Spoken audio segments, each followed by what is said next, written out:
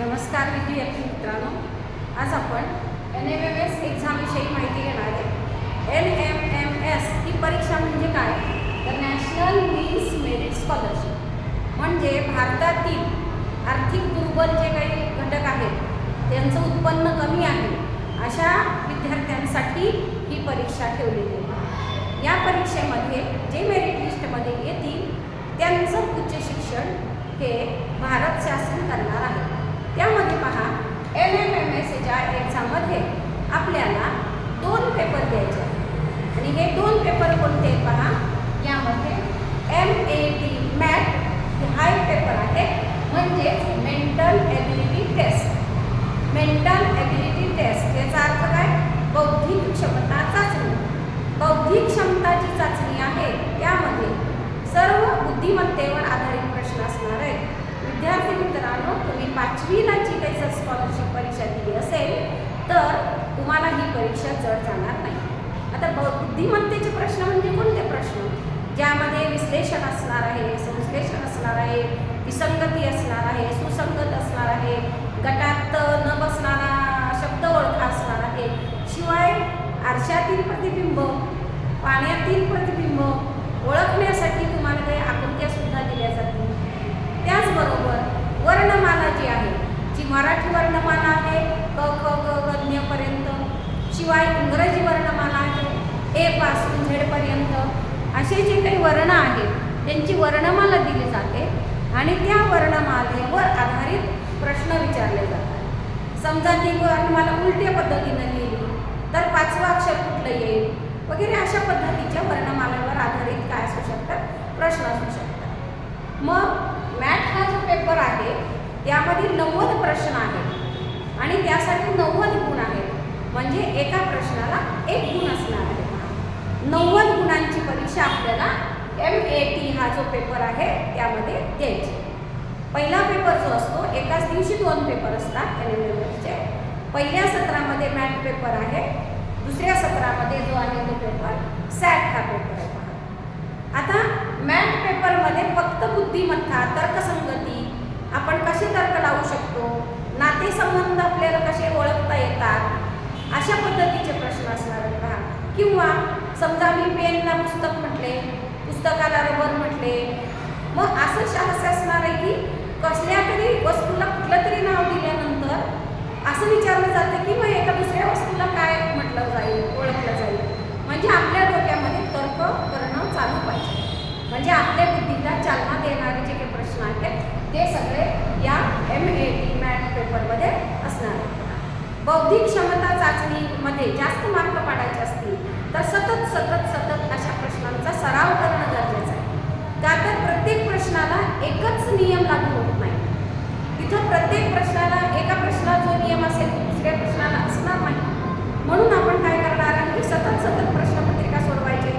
मागच्या झालेल्या प्रश्नपत्रिका जर आपण पाहिल्या तर आपल्याला अंदाज येऊ शकतो की कशा प्रकारचे प्रश्न विचारले जातात. आणि मग सराव केल्यानंतर आपल्या बुद्धीला सुद्धा त्याची सवय होते आणि मग काय करू शकतो आपण? विचार करण्याला प्राधान्य देऊ शकतो की विचार करत पुढे जाऊ शकतो. चांगले मार्ग आपल्याला पडू शकतात नक्कीच, फक्त सरावाची आपल्याला गरज आहे. दुसरा पेपर जो आहे तो कोणता आहे पहा? SAT paper. SAT म्हणजे काय? School ability test. आता स्कूल एबिलिटी टेस्ट म्हणजे काय? स्कूल म्हणजे शालेय अध्ययन क्षमता जी आहे तुमची, म्हणजे 7वी आणि 8वी मध्ये जो तुम्ही अभ्यासक्रम शिकलेला आहात त्याचवर आधारित हे प्रश्न असणार आहे. मग त्याच्यामध्ये विज्ञान पण असणार आहे, त्याच्यामध्ये समाजशास्त्र सुद्धा असणार आहे, त्यामध्ये गणित असणार आहे पहा. म्हणजे समाजशास्त्र म्हटल्यानंतर इतिहास पण आला, नागरिकशास्त्र पण आलं, भूगोल सुद्धा आला त्यामध्ये. आता सामान्य विज्ञान म्हटल्यानंतर तुम्ही 7वीला जे विज्ञान शिकला आहात, त्याच्यानंतर 8वीला सध्या जे विज्ञान शिकता आहात त्याचा अभ्यास तुम्ही खोलवर करणं गरजेचं आहे. 7वीचं सुद्धा पुस्तक आपण घ्यायचं विज्ञानाचं, मागून घ्यायचं मागच्या वर्षीचं, आणि 8वीचं सुद्धा काय करायचं? वाचायचं. दोन्ही वाचल्यानंतर तुम्हाला असं लक्षात येईल की काही ठराविक गोष्टी सेम आहे. 7वीमध्ये जे होतं तेच 8वीमध्ये सुद्धा आहे, पण थोडंसं काय आहे, जास्त सखोल ज्ञान आपल्याला त्यांनी दिलेलं असतं. म्हणजे आपल्याला सामान्य विज्ञानचा अभ्यास करायचा आहे तर आपण 7वी आणि 8वीच्या पुस्तकाचं वाचन अगदी व्यवस्थित केलं पाहिजे. लक्षात ठेवून केलं पाहिजे. त्यावर आधारित कसे प्रश्नपत्रिकांमध्ये मागच्या वर्षी आलेले आहेत, त्याच्या मागच्या वर्षी आलेले आहेत, हा विचार थोडा केल्यानंतर आपल्याला अंदाज येतो की विज्ञानातलं नेमकं काय काय आपल्याला वाचायचं आहे. मग आपण वाचत वाचत अंडरलाईन करत जाऊ की आपल्याला परीक्षेच्या आदल्या दिवशी ती वाचायला उपयोगी पडेल. मग आपल्याला सामान्य विज्ञान या विषयाची सुद्धा भीती राहणार नाही आणि त्याच अभ्यासाचा उपयोग तुम्हाला या वार्षिक परीक्षेला, आपल्या शाळेतल्या ज्या परीक्षा आहेत त्यासाठी सुद्धा एकदम खूप चांगला सराव म्हणून होणार आहे. आणि आपली बौद्धिक क्षमता वाढण्यासाठी या परीक्षेचा अत्यंत उपयोग आहे. त्यामुळे परीक्षा झाली तरी आपल्याला त्याचा फायदा आपल्याला होणारच आहे. मग स्कूल एबिलिटी टेस्टमध्ये कोणते कोणते विषय असणार आहेत ते आपण पाहिलं. मग सामान्य ज्ञान हे 35 मार्काचं असणार आहे. नंतर समाजशास्त्रसुद्धा 35 मार्काचं असणार आहे. आता समाजशास्त्रामध्ये पहा 10 मार्काचा इतिहास आपल्याला असणार आहे प्रश्न, 5 मार्काचं नागरिकशास्त्र असणार आहे आणि 15 मार्काचं काय असणार आहे, भूगोल असणार आहे. आता भूगोल तर माहिती आहे तुम्हाला, अगदी जरा सोपाच जातो, थोडंसं वाचलं की आवडायला लागतं. त्यामध्ये काही खूप सूत्रार आहे, पाठांतर नाही, खूप काही गुंतागुंतीचं काही नाही आहे, समजत नाही असं काही नाही आहे. तो इतका छान विषय आहे की आपल्याला आपल्या अवतीभोवतीचं सगळं त्याच्यामध्ये असल्यामुळं आपल्याला तो आवडतो आणि त्यात गुण पण चांगले पडतात. मग जर आपण 7वीचं भूगोल पुस्तक घेतलं, 8वीचं भूगोल पुस्तक जर अभ्यासलं तर नक्कीच आपल्याला भूगोलाचे चांगले मार्क मिळू शकतील. म्हणजे 35 मार्काचं समाजशास्त्राचे मार्क मिळायला काहीच हरकत नाही. आणि इतिहास जो आपल्याला वाटतो की खूप बोरिंग आहे किंवा नाही मला आवडत वगैरे असं जरी असलं तरी फक्त 10च मार्काचं येणार आहे. त्यामुळं 15 मार्काचं भूगोल व्यवस्थित केलं, 5च मार्काचं नागरिकशास्त्र आहे, एक 5 प्रश्न येणार आहेत तर आपण व्यवस्थित ते करूया आणि इतिहासाचे 10 मार्काचे होणार आहे. म्हणजे असे आपल्याला 35 मार्काचं आपल्याला काय करायचं आहे की समाजशास्त्र शिकायचं. त्याच्यानंतर सामान्य विज्ञानमध्ये सुद्धा 35 मार्काचे प्रश्न आहेत. त्यामध्ये भौतिकशास्त्र आहे, रसायनशास्त्र आहे, जीवशास्त्र आहे, हे सगळं एकत्रितच पुस्तक आहे, तुम्हाला माहिती आहे. आता मग समाजशास्त्रामध्ये विज्ञानामध्ये भौतिकशास्त्र म्हटल्यानंतर जे काही पदार्थ विज्ञान आहे, चुंबकत्व वगैरे आहे, प्रकाशाचे नियम आहेत, ते सगळे आपल्याला अभ्यासायचे आहेत. आणि रसायनशास्त्रामध्ये जे काही आपल्याला आम्ल आहे, आम्लारी आहे, त्याचे गुण आहेत, गुणधर्म आहेत, त्याची अभिक्रिया आहे कुणाबरोबर होत असताना ते आहे, त्याचा अभ्यास करायचा आहे. जीवशास्त्र तर तुम्हाला माहिती आहे, पानं, फुलं, प्राणी यांचा अभ्यास काही आपल्याला आवडतो, त्यामुळं त्याच्यात सोपं जाईल आपल्याला. आणि जीवशास्त्राला सुद्धा जास्त मार्क आहे त्याच्यामध्ये. त्यामुळं आपण सामान्य विज्ञान आणि समाजशास्त्र हे विषय खूप छानपणे अभ्यासू शकतो आणि त्याच्यावरचे चांगले मार्क मिळवू शकतो. आता राहिला प्रश्न 20 मार्काचा. 35 आणि 35 काय झाले, 70 झाले. सामान्य विज्ञान 35, समाजशास्त्र 35, राहिले 20 मार्क. आता हे 20 मार्क कशाचे आहेत तर गणिताचे आहेत. आणि नेमकं गणित हा विषय आपल्याला आवडत नसला तरी सुद्धा हा इंटरेस्टिंग आहे, गंमतशीर आहे, मजेशीर आहे, तर हा आपल्याला अभ्यासणं गरजेचंच आहे. पहा आता गणितामध्ये सुद्धा काय येणार आहे, जे तुम्ही 7वी 8वीमध्ये शिकला तेच येणार. अपूर्णांकाची बेरीज, अपूर्णांकाचा भागाकार, अशाच पद्धतीनं समानछेद आहे का पाहणं, समानछेद असतील तर काय करणे, हे सगळं सरावाने आपण सोडवत जाऊ तेव्हा नक्कीच आपल्याला ते येणार आहे. कितीने मोठा, कितीने लहान, असे प्रश्न असू शकतील गणितामध्ये. त्यामुळं दशांश अपूर्णांकावरचे प्रश्न असू शकतात. त्यामुळं आपल्याला हे सरावानं नक्कीच जमू शकेल. आणि 7वी आणि 8वीचं पुस्तक घेतल्यानंतर आपण जे शिकलो आहे त्यातलंच आपल्याला करायचं आहे. मग 1-1 मार्काचे प्रश्न असतील तर ते खूप मोठं काही आपल्याला आकडेमोड करावे लागणार नाही, आपल्याला पटकन सोडवता येईल अशीच उदाहरणं त्यामध्ये असणार आहेत.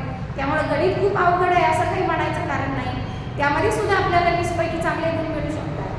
म्हणजे स्कूल एबिलिटी टेस्ट जी आहे, शालेय क्षमता चाचणी जी आहे, ती सुद्धा आपण एक खूप छान पद्धतीने सोडवू शकतो. म्हणजे 90 आणि 90 मार्क जे 180 मार्कांचं आहे ते आपल्याला खरंच खूप चांगल्या पद्धतीनं सोडवू शकतो. आपण जर पूर्ण 10 दिवस खूप छान अभ्यास केला तर नक्कीच आपल्याला चांगले मार्क या परीक्षेमध्ये मिळू शकतात. आणि पहा या परीक्षेचा हा फायदा आहे की NMMS ही परीक्षेमध्ये आपल्या भारतामध्ये 1 लाख विद्यार्थी मेरिटमध्ये निवडले जातात. किती चांगली गोष्ट आहे, विचार करा.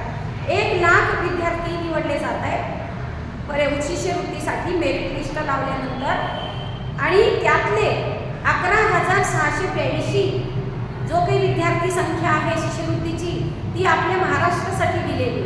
म्हणजे महाराष्ट्रातल्या मुलांना खूप चांगली संधी आहे की 11,682 विद्यार्थ्यांमध्ये आपला नंबर जर आला, मेरिटमध्ये आपण आलो, तर आपल्याला नक्की शिष्यवृत्ती मिळते. आता शिष्यवृत्ती किती मिळते पहा, महिना 1,000 रुपये आपल्याला शिष्यवृत्ती मिळते. म्हणजे वर्षाचे 12,000 रुपये झाले. ही रक्कम थोडी नाही. 9वीमध्ये तुम्हाला 12,000 रुपये मिळणार आहे. 10वीमध्ये तुम्हाला 12,000 रुपये मिळणार आहे. त्याच्यानंतर 10वी पास झाल्यानंतर तुम्हाला तिथं एक अट आहे की 60% पुढे तुम्हाला मार्क मिळाले पाहिजे 10वीमध्ये, तरच ही शिष्यवृत्ती पुढे चालू राहते. मग आपल्याला 60% मार्क पडले, त्याच्या पुढे पडले, तर आपण नक्कीच 11वीला सुद्धा ते 12,000 रुपये मिळवणार आहोत. 12वीला सुद्धा मिळवणार आहोत. त्याच्यानंतर तुम्ही ज्या साईडला कॉलेजला जाणार आहात तिथं सुद्धा पुढं जर तुम्हाला 12वीला चांगले मार्क पडले तर तिथून सुद्धा तुम्हाला त्या ट्युशन फी शासन देणार आहे. त्याचा हा फायदा आपल्याला होणार आहे पहा. म्हणजे उच्च शिक्षण जवळजवळ आपल्याला शासनाकडूनच करणं होईल. म्हणजे एवढी चांगली स्कीम आपली NMMS साठी आहे. आता यामध्ये उत्तरं जे आपल्याला लिहायचे ते कशी आहेत, आपल्याला काय देणार आहेत ते MCQ म्हणजे बहुपर्यायी प्रश्नांची उत्तरं लिहिण्यासाठी काय असतं, तर 4 गोल दिलेले असतात. मग हे असे 4 गोल जे आहेत ते 4 गोल आपल्याला काय करायचे आहेत, हे पर्याय आहे त्याच्यामध्ये 1 2 3 4. या पर्यायापैकी योग्य पर्याय जो कुठला आहे, समजा 2 नंबरचा पर्याय योग्य आहे, तर पूर्ण आपल्याला सर्कल काय करायचं, रंगवायचं. आणि हे रंगवत असताना कुठेही अर्धवट राहणार नाही. सर्कल हे अर्धवट राहणार नाही, याकडे आपल्याला लक्ष देणं गरजेचं आहे. मध्ये कुठेही कोरं राहणार नाही आणि त्याच्या बाहेर येणार नाही, तर आपल्याला काय केलं जाईल की गुण धरले जातील. आपले अर्धवट रंगवलेले घेतले जाणार नाही. त्याच्यानंतर समजा एका ठिकाणी तुम्ही 2 उत्तर आपल्याला बरोबर वाटलं नाही, समजा चुकलं आहे असं वाटतं, 3 असेल तर 3 पण रंगवून ठेवलं, तर असा पण काय केलं जाईल, प्रश्न प्रकारचे उत्तर तुम्ही दिलेलं आहे ते ग्राह्य धरलं जाणार नाही. म्हणजे अर्धवट रंगवायचं नाही, डबल रंगवायचं नाही. आणि मग अशा पद्धतीनं जर तुम्ही व्यवस्थित केलं तर उत्तर तुमचं ग्राह्य धरलं जाणार आहे. मग अशा पद्धतीनं आपल्याला काय करायचं आहे, फक्त हे गोल सारख्या पद्धतीनं रंगवायचे. आणि फक्त काय करायचं, पेन्सिल अजिबात वापरायची नाही, तर बॉलपेन वापरायचं आहे. ते सुद्धा कसं, निळं किंवा काळं बॉलपेन वापरायचं आहे. आणि त्यांनी तुम्हाला आपल्याला काय करायचं, सराव करायचा आहे. त्याची एक पद्धत आहे. आपण काय करू शकतो, हे जे बाहेरचं सर्कल आहे ते एकदा काय करायचं, बाहेरनं व्यवस्थित काय करायचं, पेननी आपलं रंगवून घ्यायचं. मग त्याच्यामध्ये आत आपल्याला काय करता येतं, व्यवस्थित रंगवता येतं. म्हणजे काय होणार की आपण या सर्कलच्या बाहेर जाणार नाही. पहिल्यांदाच हे असं आपण रंगवून घेतो. अशा पद्धतीनं जर आपण काय केलं, पूर्ण गोल व्यवस्थित रंगवला, तर नक्कीच उत्तर आपलं काय होईल, ग्राह्य धरलं जाईल. अशा पद्धतीने NMMS ही एक्झाम जी आहे ती खरंच खूप चांगल्या पद्धतीची परीक्षा आहे आणि तुमच्यासाठी आर्थिकदृष्ट्या मदत करणारी आहे. त्याचबरोबर तुमची जी काही बौद्धिक क्षमता वाढवणारी सुद्धा आहे. आता सगळ्यांनाच काही मेरिट लिस्टमध्ये येत नाही, तरीसुद्धा आपल्याला बौद्धिक क्षमता वाढण्यासाठी, विचार करण्याची सवय लागण्यासाठी, तर्क करण्यासाठी, ही जी काही सवय आपल्या मेंदूला लागते, यासाठी खरंच ही परीक्षा खूप महत्त्वाची आहे. धन्यवाद. अशा पद्धतीने तुम्ही काय करा, सराव करा आणि मग आपण परत पुढे त्याचा अजून प्रश्नांचा सराव घेणार.